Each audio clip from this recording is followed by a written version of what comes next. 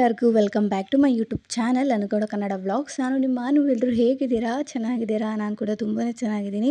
ಇವತ್ತೊಂದು ರ್ಯಾಂಡಮ್ ವ್ಲಾಗ್ನ ನಿಮ್ಮ ಜೊತೆ ಶೇರ್ ಮಾಡ್ತಾಯಿದ್ದೀನಿ. ಇವತ್ತಿನ ದಿನ ಏನೆಲ್ಲ ಆಯಿತು ಅಂತಲೂ ಶೇರ್ ಮಾಡ್ತೀನಿ. ಯಾಕಂದರೆ ಹಳ್ಳಿಲಿದ್ದರೆ ಎಷ್ಟು ಚೆನ್ನಾಗಿರುತ್ತೆ, ಆರಾಮಾಗಿರುತ್ತೆ ವಾತಾವರಣ ಅನ್ನೋದು ನಿಮಗೂ ಈ ವ್ಲಾಗ್ ನೋಡಿದ್ರೆ ಗೊತ್ತಾಗುತ್ತೆ. ಆ್ಯಂಡ್ ಯಾವುದೇ ರೀತಿಯಾದಂಥ ಎಕ್ಸ್ಪೆಕ್ಟೇಷನ್ಸ್ ಆಗಿರ್ಬೋದು, ನಮ್ಮ ಜೀವನದಲ್ಲಿ ಏನೇ ಮಾಡಿಕೊಂಡು ಬದುಕೋದಕ್ಕಿಂತ ಈ ಥರ ಆರಾಮಾಗಿ ನಾವು ಇದ್ದೀವಲ್ಲ, ಅದೇ ನಮ್ಗೆ ಒಳ್ಳೆಯದು. ಯಾವುದಾದ್ರೂ ಬಗ್ಗೆನೂ ಚಿಂತೆ ಮಾಡಿಕೊಂಡು ಇನ್ನೊಬ್ಬರ ಮೇಲೆ ಕಂಪೇರ್ ಮಾಡಿಕೊಂಡು ಇರೋದಕ್ಕಿಂತ ನಮಗೇನು ಜೀವನ ಇದೆಯೋ ಅದರಲ್ಲಿ ನಾವು ಸಂತೋಷವಾಗಿ ಆರಾಮಾಗಿ ನೆಮ್ಮದಿಯಾಗಿ ಈ ದಿನ ಕಳೀತಾ ಇದ್ದೀವಲ್ಲ, ಅದು ತುಂಬಾ ಒಳ್ಳೆಯದು ನಮಗೆ. ಹಾಗಾಗಿ ಇವತ್ತಿನ ಒಂದು ಸಣ್ಣ ರ್ಯಾಂಡಮ್ ವ್ಲಾಗ್ನ ನಿಮ್ಮ ಜೊತೆ ಶೇರ್ ಮಾಡ್ಕೊಳ್ತಾ ಇದ್ದೀನಿ. ಆ್ಯಂಡ್ ಬೆಳಗ್ಗೆನೇ ಟಿಫನ್ ರೆಡಿ ಮಾಡ್ತಾಯಿದ್ದೀನಿ. ಕರೆಂಟ್ ಕೂಡ ಇರಲಿಲ್ಲ, ಎಲ್ಲ ಉತ್ತರಿಸಿಟ್ಬಿಟ್ಟು ಆನಂತರ ನನ್ನ ಮಗನ ಚೇಷ್ಟೆ ನೋಡ್ಕೊಂಡು ಕೂತಿದ್ದೆ. ಆ್ಯಂಡ್ ರಾಗಿನೆಲ್ಲ ತೂರ್ಬಿಟ್ಟು ಎಲ್ಲ ಆ ಕಡೆ ಈ ಕಡೆ ಎಲ್ಲ ಜೋಡಿಸಿದ್ದಾರೆ. ಈ ಕಡೆ ಎಲ್ಲ ನನ್ನ ಹಸ್ಬೆಂಡು, ಆ ಕಡೆ ಎಲ್ಲ ಅವ್ರ ಮಾವ ಮಾಡಿರೋದು. ಅದನ್ನೆಲ್ಲ ಕೂಡ ಅವರು ಇದಕ್ಕೆ ಹಾಕಬೇಕಲ್ಲ, ಹಾಗಾಗಿ ಅಲ್ಲಿವರೆಗೂ ಇಲ್ಲೇ ಸ್ವಲ್ಪ ಜಾಗ ಮಾಡಿಬಿಟ್ಟು ಹಾಕಿದ್ದಾರೆ. ನಾವೇನಾದರೂ ಹೊರಗಡೆ ಶೆಡ್ ಆ ಥರದ್ದೆಲ್ಲ ಇಟ್ಬಿಟ್ರೆ ಏನಾಗುತ್ತೆ ಅಂದರೆ ಈ ಇಲಿಗಳ ಕಾಟ ಜಾಸ್ತಿ. ಹಾಗಾಗಿ ಅರ್ಧ ಎಲ್ಲ ಈ ಇಲಿಗಳು ಹಾಳು ಮಾಡ್ತವೆ ಅಂತ ಹೇಳ್ಬಿಟ್ಟು ನಮ್ಮ ಮನೆಯಲ್ಲೇ ಸ್ವಲ್ಪ ಜಾಗ ಮಾಡಿಬಿಟ್ಟು ಎಲ್ಲ ಇಟ್ಟಿದ್ದೀವಿ. ಅಪ್ಪುಗೆ ಇವಾಗ ಕಂಜೆಸ್ಟ್ ಆಗಿಬಿಟ್ಟಿದೆ, ಅವ್ನಿಗೆ ಸೈಕಲೆಲ್ಲ ರೌಂಡ್ ಹೊಡಿಯೋದಕ್ಕೆ.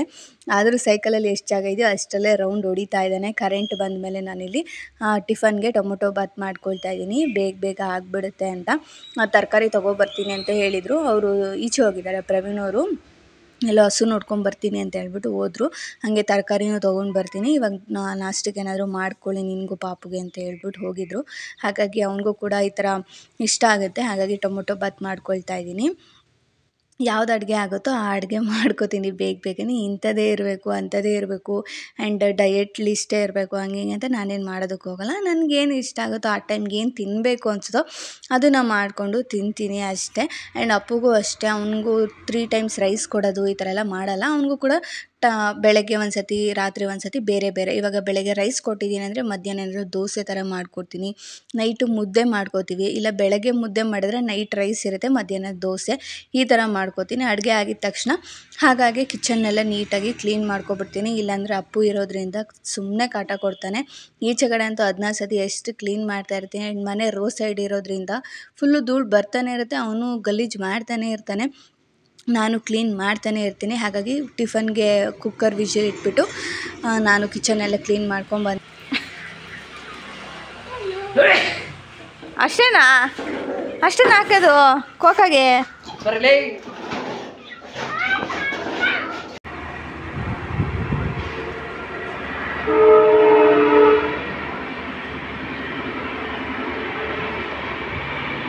4 ನಾಟಿ ಕೋಳಿನ ಶೆಡ್ಡಲ್ಲೇ ಸಾಕ್ತಾಯಿದ್ವಿ. ಅದಕ್ಕೆ ಅಪ್ಪ ಮಗ ಸೇರ್ಕೊಂಡು ಇಬ್ಬರು ಜೋಳದ ಇದನ್ನು ಹಾಕ್ತಾಯಿದ್ರು. ಅವ್ರದ್ದೆಲ್ಲ ನೋಡಿಕೊಂಡು ಸ್ವಲ್ಪ ಬ್ರಷೀಟೆಲ್ಲ ಒಗ್ದಾಕ್ಬೇಕಾಯಿತು. ಹಾಗಾಗಿ ಮೇಲೋಗಿ ಬ್ರಷೀಟೆಲ್ಲ ಒಗ್ದಾಕ್ಬಿಟ್ಟು ನಾನಿಲ್ಲಿ ನುಗ್ಗೆ ಸೊಪ್ಪು ನೋಡಿದೆ, ಅಮ್ಮ ಎಲ್ಲ ಕತ್ತರಿಸ್ಬಿಟ್ಟು ಹಾಕಿದ್ರು. ಇವಾಗೆಲ್ಲ ಚಿಗುರುತ್ತಾ ಇತ್ತು, ಚೆನ್ನಾಗಿತ್ತು. ಎಳೆ ಸೊಪ್ಪು ಮೊಟ್ಟೆ ಪಲ್ಯ ಮಾಡಿದ್ರೆ ಸಖತ್ತಾಗಿರುತ್ತೆ ಅಂತ ಹೇಳ್ಬಿಟ್ಟು ಕಿತ್ತಿಸ್ಕೊಂಡೆ.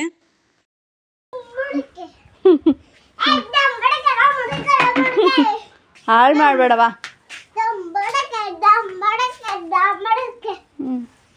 ಏನು ಮಾಡೋಣ ಇವಾಗ ಅದರಲ್ಲಿ? ಮೊಟ್ಟೆ ಪಲ್ಯ. ಕೊಡಿಲಿ, ಸೋಸನ್ ಕೊಡು. ಚಮ್ಮು ಚೋಚು. ಅಪ್ಪನ ಮಲಗಿಸಿ ಅವರು ಶಾಪ್ ಹತ್ರ ಮತ್ತು ಹಸುಗಳ್ನ ಕಟ್ಟಾಕಿ ಬರ್ತೀನಿ ಅಂತ ಹೇಳ್ಬಿಟ್ಟು ಹೋದರು. ನಾನು ಕೂಡ ಇಲ್ಲಿ ನುಗ್ಗೆ ಸೊಪ್ಪು ಎಲೆಗಳನ್ನೆಲ್ಲ ಬಿಡಿಸ್ಕೊಳ್ತಾ ಇದ್ದೆ. ಹಾಗೆ ಏನಂದರೆ ಈ ನುಗ್ಗೆ ಸೊಪ್ಪು ವಾರಕ್ಕೆ ಒಂದು ಸತಿ ನಾವು ಆದರೂ ತಿನ್ನಬೇಕಂತ, ನಮಗೆ ಹೆಲ್ತಿಗೆ ತುಂಬಾ ಒಳ್ಳೆಯದು. ಈ ಥರ ಸುತ್ತಮುತ್ತ ಎಲ್ಲಾದರೂ ಸಿಕ್ಕಿದ್ರೆ ನಿಜವಾಗ್ಲೂ ಬಿಡಬೇಡಿ. ಹಾಗೆ ಈ ಪೌಡ್ರ್ ಕೂಡ ಮಾಡಿ ಇಟ್ಕೊಂಡ್ರು ಒಳ್ಳೆಯದು. ಫಸ್ಟ್ ಎಲ್ಲ ನುಗ್ಗೆ ಸೊಪ್ಪು ನಾವು ಕೂಡ ನೋಡ್ತಾ ಇದ್ವಿ, ಆದರೆ ಅದೇನಾಗ್ತಾಯಿತ್ತು ಅಂದರೆ ಇವಾಗ ಎಲ್ಲ ಕಡಿದ್ಬಿಟ್ಟಿದ್ರು ಮರನ ಅಮ್ಮ.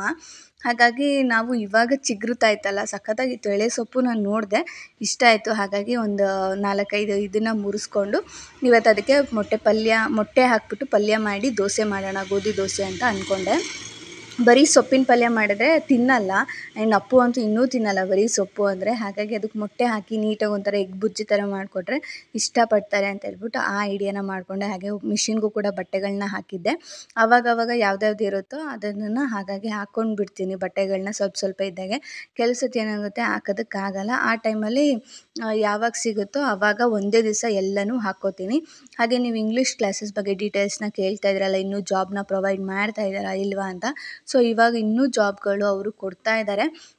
ಆ್ಯಂಡ್ ಹೋದ ಸತಿ ಆಫರಲ್ಲಿ ತುಂಬ ಜನ ಜಾಬ್ಗಳನ್ನ ಎಂಕ್ವೈರಿ ಮಾಡಿದ್ರಿ, ಅವ್ರಿಗೂ ಕೂಡ ಜಾಬ್ ಇದೆ. ಆ್ಯಂಡ್ ಇವಾಗಲೂ ಕೂಡ ಯಾರೆಲ್ಲ ಇಂಗ್ಲೀಷ್ ಕ್ಲಾಸಸ್ಗೆ ಸೇರ್ಕೋತೀರಾ ಪೇ ಮಾಡಿ, ಆ ನಂತರ ಅವ್ರಿಗೆ ನಿಮಗೆ ಜಾಬ್ ಅನ್ನೋದು ಕನ್ಫರ್ಮ್ ಮಾಡ್ತಾರೆ. ಆ್ಯಂಡ್ ಇವಾಗ ನಾನು ಕೂಡ ಮಾಡ್ತಾಯಿದ್ದೀನಿ. ಆ್ಯಂಡ್ ಅದರಲ್ಲಿ ಮಾಡ್ತಾ ಇರೋ ಕೂಡ ಕಮೆಂಟ್ಸ್ಗಳನ್ನು ಕೂಡ ನಾನಿಲ್ಲಿ ಪಿನ್ ಮಾಡ್ತೀನಿ, ಎಷ್ಟು ಚೆನ್ನಾಗಿ ಅವರು ಕಮೆಂಟ್ಸ್ ಮಾಡಿದ್ದಾರೆ ಆ್ಯಂಡ್ ಅವ್ರು ನನಗೆ ಎಷ್ಟು ಥ್ಯಾಂಕ್ಸ್ ಹೇಳಿದ್ದಾರೆ ಅಂತ. ಹಾಗೆ ಈ ಸತಿ ಅಮೌಂಟೆಲ್ಲನೂ ಕೂಡ ಸ್ವಲ್ಪ ಅವರು ಅಫೋರ್ಡಬಲಲ್ಲಿ ನಾನು ಕೊಡ್ತಾಯಿದ್ದೀನಿ. ಆ್ಯಂಡ್ ಸ್ಟಾರ್ಟಿಂಗ್ 1000 ರುಪೀಸಿನಿಂದ 14,000ವರೆಗೂ ಬೇಸಿಕ್ ಕೋರ್ಸಿಂದ ಅಡ್ವಾನ್ಸ್ ಕೋರ್ಸ್ವರೆಗೂ ಎಲ್ಲ ಇದೆ, ನೀವು ತೊಗೋಬೋದು ಅಂತ ಹೇಳಿದ್ದಾರೆ. ಆ್ಯಂಡ್ ನಾನು ತೊಗೊಂಡು ಇವಾಗ ಕಲಿತು ಜಾಬ್ ಮಾಡ್ತಾ ಇರೋದ್ರಿಂದ ನಂಗೆ ತುಂಬಾ ಸ್ಯಾಟಿಸ್ಫೈ ಇದೆ. ಆ್ಯಂಡ್ ನಾನು ಪೇಮೆಂಟ್ ಕೂಡ ತೊಗೋತಾ ಇದ್ದೀನಲ್ಲ, ನನಗೆ ತುಂಬಾ ಖುಷಿ ಈ ಥರ ಒಂದು ಒಳ್ಳೆ ವಿಷಯನ ನಿಮ್ಮ ಜೊತೆ ಶೇರ್ ಮಾಡ್ಕೊಳ್ಳೋದಕ್ಕೆ. ಯಾಕೆ ವೀಡಿಯೋಗಳಲ್ಲಿ ನಾನು ಹೇಳ್ತೀನಿ ಅಂತಂದರೆ, ನನಗೆ ನಂಬಿಕೆ ಇದ್ದರೆ ಮಾತ್ರ ನಾನು ವೀಡಿಯೋಸ್ಗಳಲ್ಲಿ ಶೇರ್ ಮಾಡ್ತೀನಿ. ಅದು ಈ ಥರ ಯೂಟ್ಯೂಬಲ್ಲೆಲ್ಲ ಶೇರ್ ಮಾಡ್ತೀನಿ, ಇಲ್ಲಾಂದರೆ ನಾನು ಶೇರ್ ಮಾಡೋದಕ್ಕೆ ಹೋಗೋಲ್ಲ. ಆ್ಯಂಡ್ ನಾನು ಇವಾಗ ನಾನು ಈ ಥರ ಇವಾಗ ಮೇಕಪ್ ಕ್ಲಾಸ್ ಆಗಿರ್ಬೋದು, ಪ್ರತಿಯೊಂದು ನಾನು ಕಲಿತ ಮೇಲೆ ಅಲ್ವಾ ನಿಮ್ಮ ಜೊತೆ ಶೇರ್ ಮಾಡ್ಕೊಂಡು. ಹಾಗಾಗಿ ಇದನ್ನು ಅಷ್ಟೇ ನಾನು ಮಾಡ್ತಾ ಇರೋದಕ್ಕೆ ನಿಮ್ಮ ಜೊತೆ ಶೇರ್ ಮಾಡ್ತಾ ಇದ್ದೀನಿ. ಯಾರಿಗೆಲ್ಲ ಇಂಟ್ರೆಸ್ಟ್ ಇದ್ದರೆ ಕಾಂಟ್ಯಾಕ್ಟ್ ನಂಬರ್ನ ಸ್ಕ್ರೀನ್ ಮೇಲೆ ಡಿಸ್ಕ್ರಿಪ್ಷನಲ್ಲಿ ಕೊಟ್ಟಿರ್ತೀನಿ, ಒಂದು ಸತಿ ಚೆಕ್ಔಟ್ ಮಾಡಿ.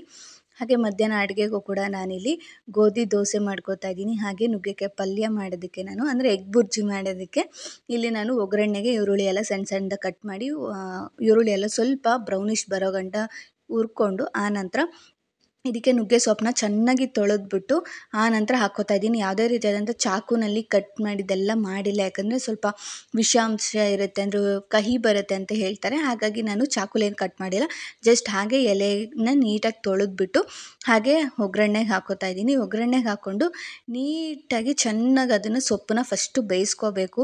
1-2 ಸತಿ ಸೌಟಲ್ಲಿ ಇದರಲ್ಲೇ ಚೆನ್ನಾಗಿ ಮಸ್ದ್ಬಿಟ್ಟು, ಆ ನಂತರ ಚೆನ್ನಾಗಿ ಅದು ಬೆಂದ ಮೇಲೆ ಅದಕ್ಕೆ ಮೊಟ್ಟೆಯನ್ನು ಒಡೆದಾಕಿ, ಅದಕ್ಕೆ ಸ್ವಲ್ಪ ಧನಿಯಾ ಪುಡಿ, ಖಾರದ ಪುಡಿ, ಅರಿಶಿನ ಪುಡಿ, ಹಾಗೆ ಸ್ವಲ್ಪ ಉಪ್ಪು ಹಾಕಿ ನೀಟಾಗಿ ಎಗ್ ಬುರ್ಜಿನ ಮಾಡ್ಕೊಳ್ಳಿ. ಸೂಪರ್ ಟೇಸ್ಟಿಯಾಗಿರುತ್ತೆ ಆ್ಯಂಡ್ ಕಹಿ ಕೂಡ ಬಂದಿರಲ್ಲ. ಅದ್ರ ಕಾಂಬಿನೇಷನ್ನು ರೊಟ್ಟಿನಾದರೂ ಮಾಡ್ಕೋಬೋದು, ಚಪಾತಿನಾದರೂ ಮಾಡ್ಕೋಬೋದು. ನನಗೆ ಗೋಧಿ ದೋಸೆ ಕೇಳಿದ್ರು ಅಪ್ಪ ಮಗ ಇಬ್ಬರು, ಹಾಗಾಗಿ ಇವತ್ತು ಗೋಧಿ ದೋಸೆ ಮಾಡಿ ನುಗ್ಗೆಕಾಯಿ, ಮೊಟ್ಟೆ, ಎಗ್ ಬುರ್ಜಿ ಮಾಡ್ಕೊಂಡಿದ್ದೆ. ತುಂಬ ಚೆನ್ನಾಗಿತ್ತು. ಮಧ್ಯಾಹ್ನ ಊಟ ಎಲ್ಲ ಮುಗಿಸಿ ಸಂಜೆ ಆಗ್ತಾ ಇದ್ದಂಗೆ ನಾನು ಕೂಡ ಪಾತ್ರೆಗಳೆಲ್ಲ ಇತ್ತು ಸ್ವಲ್ಪ, ಹಾಗಾಗಿ ಅದನ್ನು ತೊಳ್ಕೊಂಡು ಎತ್ತಿಕ್ಕೊಂಡೆ. ಯಾಕಂದರೆ ನನಗೆ ಒಂದು ಆ್ಯನ್ಯುವಲ್ ಡೇ ಫಂಕ್ಷನ್ ಇತ್ತು ನಮ್ಮ ಸ್ಕೂಲ್ ಹತ್ರ, ಹಾಗಾಗಿ ಒಂದು ಪಾಪುಗೆ ರೆಡಿ ಮಾಡುಮ್ಮ ಅಂತ ಹೇಳಿದ್ರು ನಂಗೆ ಫೋನ್ ಮಾಡಿ.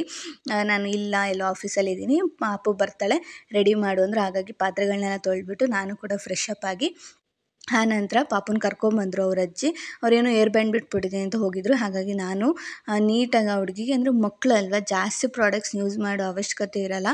ಅವ್ರಿಗೆ ಸ್ವಲ್ಪ ಸ್ಕಿನ್ನು ಕೂಡ ತುಂಬ ಸೆನ್ಸಿಟಿವ್ ಥರ ಇರುತ್ತೆ. ಹಾಗಾಗಿ ಸ್ವಲ್ಪ ಲೈಟಾಗಿಯೇ ಪಾಪು ಸ್ಕಿನ್ ಟೈಪ್ಗೆ ಮ್ಯಾಚ್ ಆಗೋ ಥರ ನಾನು ಪೌಡ್ರ್ ಆಗಿರ್ಬೋದು, ಕ್ರೀಮ್ ಆಗಿರ್ಬೋದು, ಪ್ರತಿಯೊಂದೂ ಹಾಕಿ ಕೊಟ್ಟೆ. ಆದರೆ ಪಾಪು ಅಂತೂ ಫುಲ್ಲು ಒಂಥರ ಭಯ ಆಗ್ತಾಯಿತ್ತು ಆ ಹುಡುಗಿಗೆ. ಲಾಸ್ಟು ಫೋಟೋ ತೆಗೆಸ್ಕೊ, ನಾನು ಫೋನಲ್ಲಿ ನಿನಗೆ ಕಳಿಸ್ತೀನಿ ಅಂದರೂ ಆ ಹುಡುಗಿ ಕೇಳಲಿಲ್ಲ. ಅವ್ರ ಅಜ್ಜಿ ಕೈ ಹಿಡ್ಕೊಂಡೇ ಇತ್ತು. ಪಾಪ ಸಖತ್ ಭಯ ಪಡ್ತಾಯಿದ್ರು. ಈಗಿನ ಕಾಲದ ಮಕ್ಳು ಆ ಥರ ಇರೋದೇ ಇಲ್ಲ, ವಟ. ನನ್ನ ಮಗ ಅಂತೂ ಎಷ್ಟು ವಟ ಅಂತಿದ್ದ ಅಂದರೆ ಅಷ್ಟು ವಟ ಅಂತಿದ್ದ. ಅವ್ನು ಲಾಸ್ಟಿಗೆ ಆ ಹುಡುಗಿನೆಲ್ಲ ರೆಡಿ ಮಾಡಿದ್ಮೇಲೆ ಅವ್ನು ಹೇಳ್ತಾ ಇದ್ದಾನೆ, ವಾವ್ ಅಂತ ಹೇಳ್ತಾ ಇದ್ದಾನೆ ಆ ಹುಡುಗಿಗೆ. ಚೆನ್ನಾಗಿದ್ದಾಳೆ ಅಂದರೆ ಹ್ಞೂ ಚೆನ್ನಾಗಿದ್ದಾಳೆ ಅಂತ ಹೇಳ್ತಾ ಇದ್ದ ನನ್ನ ಮಗ. ಹಂಗೆ ಈಗಿನ ಕಾಲದ ಮಕ್ಕಳು ತುಂಬ ಕೆಲವೊಂದು ಫುಲ್ಲು ಹೆದ್ರುಕೊಳ್ಳೋ ಥರನೂ ಇರ್ತಾರೆ. ಪಾಪು ಮೇಕಪ್ ಎಲ್ಲ ಚೆನ್ನಾಗಿ ಮಾಡಿಸ್ಕೊಂತು, ಆದರೆ ಐಗೆ ಒಂದು ಕಲರ್ ಹಾಕ್ತೀನಿ ಅಂದರೂ ಆ ಹುಡುಗಿ ಕಣ್ಣು ಮುಚ್ತಾ ಇಲ್ಲ, ಏನಾದರೂ ಮಾಡಿಬಿಡ್ತಾರೆ ಅಂತ ಹೇಳ್ಬಿಟ್ಟು. ನಾನು ಏನೂ ಮಾಡಲ್ಲಪ್ಪ ಅಂತ ಹೇಳಿದ್ರು ಕೇಳ್ತಾ ಇಲ್ಲ, ಅದು ಮುಚ್ತಾನೆ ಇಲ್ಲ ಕಣ್ಣು. ಆನಂತರ ಹೆಂಗೋ ಫೈನಲಿ ಸುಮ್ಮನೆ ಕೂತ್ಕೊಂಡು ಫುಲ್ಲು ಕ್ಯೂಟಾಗಿ ರೆಡಿ ಮಾಡಿಸ್ಕೊಳ್ತು. ಆ್ಯನ್ಯುವಲ್ ಡೇ ಫಂಕ್ಷನ್ಗೆ ಡ್ಯಾನ್ಸ್ ಮಾಡಲಿಕ್ಕೆ ಅಂತ ಹೇಳ್ಬಿಟ್ಟು ರೆಡಿ ಮಾಡಿಸಿ ಕರ್ಕೊಂಡು ಹೋದರು. ಅವ್ರ ಅಮ್ಮಮ್ಮ ಬಂದಿದ್ದರು. ಅದು ನೋಡ್ಬೋದು, ನಾನು ಫೋಟೋಸ್ ತೆಗಿಯೋದಕ್ಕಾಗಲಿ 1-2 ಫೋಟೋ ಮಾತ್ರ ತೆಗೆದೆ. ಒಂದು ಕ್ಲಿಪ್ಪಿಂಗ್ನ ತೊಗೊಂಡೆ, ವೀಡಿಯೋ ಮಾಡಿಕೊಂಡೆ. ತುಂಬ ಕ್ಯೂಟಾಗಿ ಕಾಣಿಸ್ತಿದ್ರು. ನನಗೆ ಹೆಣ್ಮಕ್ಳಿಗೆ ಈ ಥರ ರೆಡಿ ಮಾಡೋದು ತುಂಬ ಇಷ್ಟ. ನನಗೂ ಏನಾದರೂ ಹೆಣ್ಮಗು ಆಗಿದ್ರೆ ಈ ಥರ ಎಲ್ಲ ಫ್ರಾಕ್ ಹಾಕಿ ಜುಟ್ಟಾಕೆಲ್ಲ ರೆಡಿ ಮಾಡ್ತಾಯಿದ್ದೆ. ಆ್ಯಂಡ್ ಅಪ್ಪುಗೆ ಜುಟ್ಟು ಹಾಕ್ಸ್ಕೊಳ್ಳೋದೇ ಒಂದು ದೊಡ್ಡ ವಿಷಯ. ಹಾಗೆ ರಾತ್ರಿ ಊಟಕ್ಕೆ ನಾನಿಲ್ಲಿ ಸಾಂಬಾರು ಮಾಡ್ಕೋತಾ ಇದ್ದೀನಿ. 1 ಟೈಮ್ ಸಾಂಬಾರು, ಹೀರೆಕಾಯಿ ಹಾಕ್ಬಿಟ್ಟು ಬೇಳೆ ಸಾರು ಥರ ಮಾಡ್ಕೋತಾ ಇದ್ದೀನಿ. ಇನ್ನಿಲ್ಲ ಅಪ್ಪ ಮಗ ಇಬ್ಬರು ಸೇರಿಕೊಂಡು ಬ್ಯಾಟಲ್ಲಿ ಆಟ ಆಡೋದಕ್ಕೆ ಶುರು ಮಾಡ್ಕೊಬಿಟ್ಟಿದ್ದಾರೆ. ನಾನು ಅದನ್ನು ಹೇಳ್ತಾಯಿದ್ದೆ, ನನಗೂ ಹೆಣ್ಮಗು ಇದ್ದಿದ್ದು ನಾನು ಇದೇ ಥರ ರೆಡಿ ಮಾಡ್ತಾಯಿದ್ದೆ, ಜುಟ್ಟೆಲ್ಲ ಹಾಕ್ತಾಯಿದ್ದೆ ಅಂತ. ಆಂಟಿ ಆಗುತ್ತೆ ಬಿಡು ಅಂತೇನೋ ಕಾಮಿಡಿ ಮಾಡ್ತಾಯಿದ್ರು. ಫುಲ್ ಕ್ಯೂಟಾಗಿ ರೆಡಿಯಾಗಿ ಆ ಹುಡುಗಿ ಕೂಡ ಡ್ಯಾನ್ಸ್ ಆಡಲಿಕ್ಕೆ ಅಂತ ಹೇಳ್ಬಿಟ್ಟು ಆ್ಯನ್ಯುವಲ್ ಡೇ ಫಂಕ್ಷನ್ಗೆ ಹೋದರು. ನಾವೇನು ಹೋಗಲಿಲ್ಲ, ನನಗೆ ರಾತ್ರಿಗೆ ಅಡುಗೆ ಮಾಡಬೇಕಾಗಿತ್ತಲ್ಲ, ಹಾಗಾಗಿ ಮಸಾಲೆ ಎಲ್ಲ ರುಬ್ಕೊಂಡು ರೈಸ್ ಇಟ್ಟಿದ್ದೆ ಒಂದು ಕಡೆ, ಇನ್ನೊಂದು ಕಡೆ ಸಾಂಬಾರು ಮಾಡ್ಕೋತಾ ಇದ್ದೆ. ಎಷ್ಟು ಸಿಂಪಲ್ ಡೇ ಅಂದರೆ ನಿಜವಾಗ್ಲೂ ನನಗೇನೋ ಒಂಥರ ಖುಷಿ ಆಗುತ್ತೆ. ಯಾವುದೇ ರೀತಿಯಾದ ಟೆನ್ಷನ್ ಇಲ್ಲ ಆ್ಯಂಡ್ ಫುಲ್ ಇದಿಲ್ಲ. ಆರಾಮಾಗಿ ಒಂದು ದಿನಾನ ನಾವು ಈ ಥರನೂ ಕಳೀಬೋದು ಅಂತ ನನಗೆ ಅನಿಸುತ್ತೆ ಯಾವಾಗ್ಲೂ. ಸ್ಟ್ರೆಸ್ ತೊಗೋತೀವಿ, ಯಾಕಂದರೆ ಮನುಷ್ಯನೇ ನಾವು ನಮಗೆ ನಾವೇ ಜಾಸ್ತಿ ಸ್ಟ್ರೆಸ್ನ ತೊಗೊಳ್ಳೋದು. ಯಾಕಂದರೆ ಇನ್ನೊಬ್ಬರ ಬಗ್ಗೆ ಕಂಪೇರ್ ಮಾಡಿಕೊಂಡು, ಇನ್ನೊಬ್ಬರ ಜೀವನದ ಬಗ್ಗೆ ಆಗಿರ್ಬೋದು, ಮನೆ, ಅವ್ರ ಹತ್ರ ಕಾರಿದೆ, ಅವ್ರ ಹತ್ರ ಒಡವೆ ಇದೆ, ಹಾಗಿದೆ ಹೀಗಿದೆ ಅಂದ್ಕೊಂಡು ನಾವೇ ತುಂಬ ಕಂಪೇರ್ನ ಮಾಡಿಕೊಂಡು ನಮ್ಮ ಕ್ಷಣನ, ನಮ್ಮ ಜೀವನನ ನಾವು ಎಂಜಾಯ್ ಮಾಡೋದೇ ಇಲ್ಲ. ನೀವು ನೋಡ್ಬೋದು, ಬೆಳಗಿನ ಸಾಯಂಕಾಲ ಗಂಟ ನಾವೇನೇ ಕೆಲಸ ಮಾಡಿದ್ರು ಅದ್ರ ಜೊತೆ ಈಚೆಗಡೆ ಓಡಾಡೋದು, ಕೋಳಿಗಳ ಜೊತೆ, ಹಸುಗಳ ಜೊತೆ ಈ ಥರ ಎಲ್ಲ ಬೆರೆಯೋದು ಏನೋ ಒಂಥರ ಫುಲ್ಲು ರಿಲ್ಯಾಕ್ಸ್ ಫೀಲ್ ಆಗುತ್ತೆ. ಆ್ಯಂಡ್ ಏನೋ ಒಂಥರ ಸ್ಟ್ರೆಸ್ ಅಂತ ಅನಿಸಲ್ಲ. ಆ್ಯಂಡ್ ಏನೋ ನಾವು ಕಳ್ಕೊಬಿಟ್ಟಿದ್ದೀವಿ, ಹಿಂಗಾಗಿದ್ದೀವಿ ಅಂತಲೂ ಅನಿಸಲ್ಲ. ನಿಜವಾಗ್ಲೂ ಅಷ್ಟು ಖುಷಿಯಿಂದ, ಅಷ್ಟು ನೆಮ್ಮದಿಯಿಂದ ಜೀವನನ ಮಾಡಬೇಕು ಅನ್ನೋದೇ ನನ್ನ ಒಂದು ಪಾಲಿಸಿ ಅಂತ ಹೇಳ್ಬೋದು. ಏನೇ ಇದ್ದರೂ ಓಕೆ, ಅದರಲ್ಲೇ ಸಂತೋಷ ಪಡೋಣ, ಕಷ್ಟಪಡೋಣ, ನಮ್ಮ ಗುರಿ ಏನಿದೆ ಅದನ್ನು ನಾವು ತಲುಪೋಣ. ಇವಾಗ ನಾವೇನೋ ಒಂದು ಏಮ್ ಇಟ್ಕೊಂಡಿದ್ದೀವಿ, ಓಕೆ ಮನೆ ಕಟ್ತೀವ, ಸರಿ ಆಯಿತು, ಅದು 5 ವರ್ಷ ಆಗಲಿ 10 ವರ್ಷ ಆಗಲಿ ಕಷ್ಟಪಡೋಣ, ಇದ್ದರೆ ಕಟ್ಟೋಣ, ಇಲ್ಲ ಅಂದರೆ ಬೇಡ, ಇರೋಷ್ಟು ಜೀವನ ನಾವು ಖುಷಿಯಾಗಿರೋಣ ಅಷ್ಟೇ. ಆ್ಯಂಡ್ ಇಲ್ಲಿ ನೋಡ್ತಾ ಇರ್ಬೋದು ಅಪ್ಪ ಮಗ ಯಾವ ರೇಂಜ್ಗೆ ಫೈಟ್ ಆಡ್ತಾ ಇದ್ದಾರೆ ಅಂತ. ಆ್ಯಂಡ್ ಮನೇಲಿ ಇವಾಗ ಅಷ್ಟೇ ಜಾಗ ಇರೋದ್ರಿಂದ ಅಪ್ಪಗಂತೂ ಫುಲ್ಲು ಒಂಥರ ಬೇಜಾರು ಥರ. ಆ್ಯಂಡ್ ನಾನು ಮೂವಿ ಹಾಕಿದ್ರು ಕೂಡ ಅವ್ರು ನೋಡೋಲ್ಲ, ಟಿ ವಿ ಹಾಕಿದ್ರು ಕೂಡ ನೋಡೋಲ್ಲ, ಫೋನ್ ಕೇಳ್ತಾನೆ. ಹಾಗಾಗಿ ಫೋನ್ ಕೊಡ್ದೇ ಅವ್ರ ಅಪ್ಪ ಮಗ ಇಬ್ಬರು ಆಡ್ತಾಯಿದ್ರು. ಆ್ಯಂಡ್ ನಗಾಡಿಕೊಂಡು ಅವನ ಜೊತೆ ತರಲೆ ಮಾಡಿಕೊಂಡು ರಾತ್ರಿ ಊಟ ಕೂಡ ಮುಗಿಸ್ಕೊಂಡು, ರಾತ್ರಿದು ಏನು ಪಾತ್ರೆ ಇತ್ತು ಅದನ್ನೆಲ್ಲ ತೊಳೆದ್ಬಿಟ್ಟು ನಾನು ಕೂಡ ಎತ್ತಿಕ್ತೀನಿ. ಈ ದಿನ ತುಂಬ ತೃಪ್ತಿಯಾಗಿ ನಾನು ಕಳೆದೆ. ಇನ್ನು ನೆಕ್ಸ್ಟ್ ದಿನದ ಬಗ್ಗೆ ನಾನೇನು ಯೋಚನೆ ಮಾಡಲ್ಲ. ಈ ದಿನ ಕಣ್ ತುಂಬ ನಿದ್ದೆ ಮಾಡಿ ನೆಕ್ಸ್ಟ್ ಡೇ ಎದ್ದೇಳ್ತೀವೋ ಇಲ್ವೋ ನೋಡೋಣ. ಆ್ಯಂಡ್ ಇವತ್ತಿನ ವ್ಲಾಗ್ ನಿಮ್ಗೆ ಇಷ್ಟ ಆಯಿತು ಅಂತ ಅನ್ಕೋತೀನಿ.